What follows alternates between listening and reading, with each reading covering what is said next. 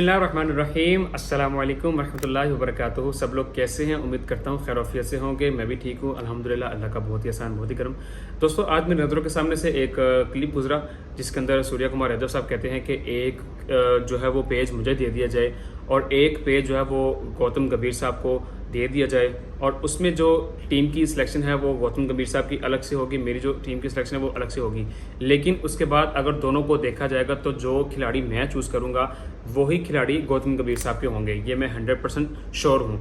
क्योंकि अगर बात की जाए तिलक वर्मा की, तो सूर्या कुमार यादव साहब का ये भी कहना है कि जिस तरह से मैदान के अंदर तिलक वर्मा साहब उतरे, जिस तरह से उन्होंने फाइनल के अंदर परफॉर्म किया, और वो सब लोगों को जो है वो एक बार ऐसा देखने को मिला कि जैसे विराट कोहली साहब मैदान के अंदर उतरे हैं और वो परफॉर्म कर रहे हैं, और उन्होंने पूरे मैच के अंदर एक भी जो है वो स्विप शॉट नहीं खेली। आप लोगों ने देखा होगा कि मैच के अंदर तिलक वर्मा ने बहुत अच्छा परफॉर्म किया। नो डाउट कि साउथ अफ्रीका के खिलाफ उन्होंने 2 सेंचुरीज बनाई हैं, लेकिन इस मैच को लोग उसके साथ कंपेयर ज़्यादा कर रहे हैं। यहाँ तक कि गौतम गंभीर साहब का भी कहना यही है कि हमें ज़्यादा प्रेशर इस मैच का दिया गया था। और जैसे कि आप सब लोग जानते हैं कि 10 ओवर्स के बाद ब्रेक आता है, 10 मिनट का या 15 मिनट का या 20 मिनट का। तो उस ब्रेक के अंदर गौतम गंभीर साहब ने उनको बाकायदा गाइड किया। उन्होंने उनको बताया कि अगर आप खेल रहे हो तो आपने इसी लेवल के साथ, इसी पिच के साथ आपने खेलना है, और ज़्यादा कोई स्विप शॉट नहीं खेलनी, और अपनी विकेट नहीं आपने गंवानी। और अगर बात की जाए शहनशाह अफरीदी की, तो आप लोगों ने एक मैच के अंदर देखा होगा कि हमारे जो माइक हैसन साहब हैं वो बाकायदा नीचे आके तो उनको गाइड करके जाते हैं, उनको बता के जाते हैं कि स्लोवर डालना है। तो एक ये बहुत बड़ा रोल होता है कोच का कि जो कि अपनी टीम को गाइड करना, अपनी टीम को बताना। और जिस तरह से नो डाउट की अगर बात की जाए, पावर प्ले के अंदर ही उनकी 3 विकेट्स जो है वो गिर चुकी थी, जिसमें शुभमन गिल और अभिषेक शर्मा, क्योंकि अभिषेक शर्मा भी एक बहुत बड़ा टास्क था पाकिस्तान के लिए, जो कि 5 स्कोर के बाद ही उसको यानी गिरा दिया गया।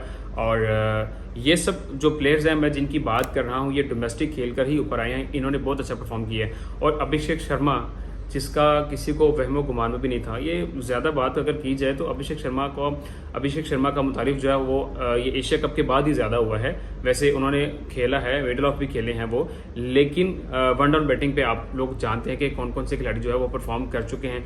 पाकिस्तान के अंदर अभी तक सलमान अली आगा साहब के ऊपर जो है वो चर्चे हो रहे हैं। नो डाउट कि वो वन डाउन बैटिंग जो है वो कर चुके हैं। कुछ मैचेस के बाद उनको जो है वो जो है ना मिडल ऑफ में उतारने की कोशिश की गई।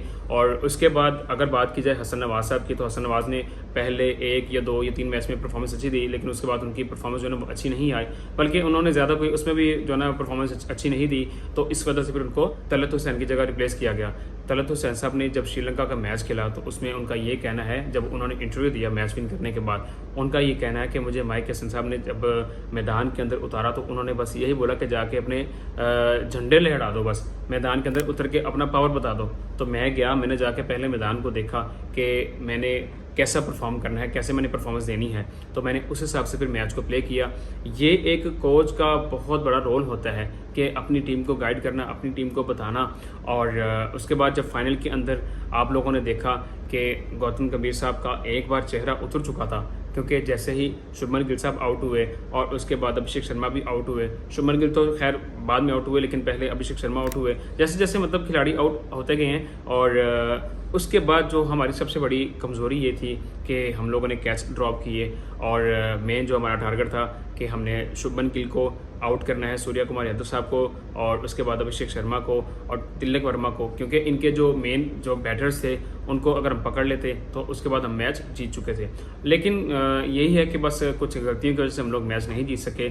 और संजू सैमसन की अगर बात की जाए तो एज आ बैटर भी वो अच्छे हैं, अच्छा परफॉर्म करते हैं, और उनको एक ये चांस दिया गया कि आप अपनी परफॉर्मेंस दिखाइए। नो डाउट कि उन्होंने फाइनल में बहुत अच्छी परफॉर्मेंस दिखाई है, और शिवम दुबे ने भी अच्छा किया है, अच्छा प्ले किया, उन्होंने भी अच्छा परफॉर्म किया, बैटिंग भी अच्छी की है, बॉलिंग भी अच्छी की है।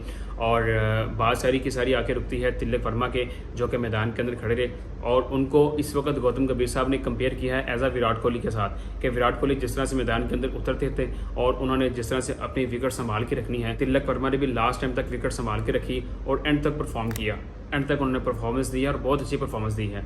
और अभी तक हमारी जो कंट्रोवर्सी चल रही है सलमान अली को लेकर कैप्टनसी के लिहाज से कि क्या वो टीम का हिस्सा रहेंगे या टीम में वो रहेंगे या नहीं रहेंगे, और दूसरी तरफ अगर बात की जाए तो अभी तक इंडिया की जो टीम है उन्होंने बिल्कुल तैयारी कर ली है, क्योंकि अभी उनकी सीरीज़ स्टार्ट होने जा रही है ऑस्ट्रेलिया के साथ। और जैसे कि लास्ट सीरीज़ की बात की जाए कि विराट कोहली ने जब परफॉर्म किया था, विराट कोहली साहब जब उतरे थे, जब उन्होंने मैदान के अंदर सैम कॉन्स्टास के साथ जो है ना वो थोड़ी गहमा गहमी की थी, शोल्डर जब उनका लगा था, तो उस बात को भी लेके काफ़ी जो है ना वो चर्चे उठे थे।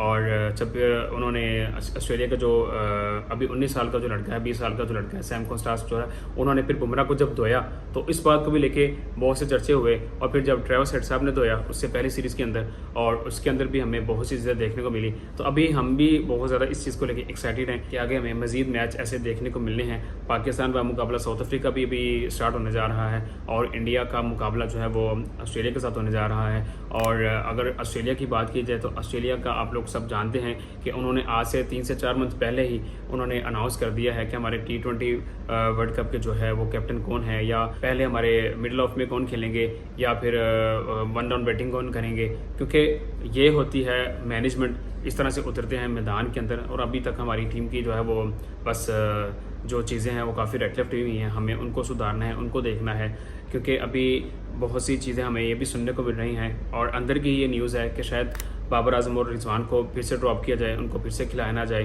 तो इस बात को लेकर अभी तक बहुत ज़्यादा चर्चे हमें सुनने को मिल रहे हैं। लेकिन बहरहाल हम लोग इस चीज़ के लिए बहुत ज़्यादा एक्साइटेड हैं कि क्या हमारी टीम जो है आज से 3 साल पहले की जो हमें टीम देखने को मिली थी, या 4 साल पहले हमें टीम देखने को मिली थी, क्या उस तरह से परफॉर्म कर पाएगी, क्या उस तरह से अपनी परफॉर्मेंस देगी या नहीं देगी। तो मुझे भी इस चीज़ का बेसब्री से इंतज़ार है। आप लोग भी कमेंट में अपनी राय ज़रूर दिया करें। और बहुत सारा आप लोगों का प्यार चाहिए, आप लोगों की सपोर्ट चाहिए। ठीक है गाइस, आज का व्लॉग अपना यहीं पे ख़त्म करते हैं। मिलते हैं कल इंशाल्लाह एक नई वीडियो के साथ। अपना बहुत ज़्यादा ख्याल रखिए। Thank you so much. Allah हाफिज़।